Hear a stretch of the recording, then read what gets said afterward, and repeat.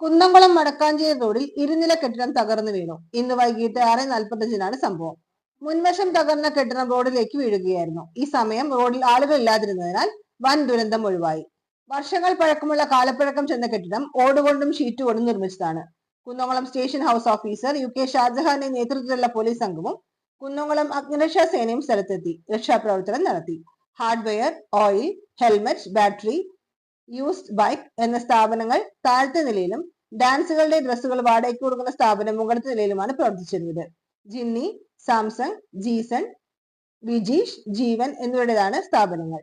പാറയമ്പാടം സ്വദേശി Cheruvathur Davis, Thomas എന്നിവരുടെ ഉടമസ്ഥയിലുള്ളതാണ് കെട്ടിടം. ഗതാഗതം പൂർണ്ണമായും തടസ്സപ്പെടുകയും വൈദ്യുത ബന്ധം താറുമാറാവുകയും ചെയ്തു.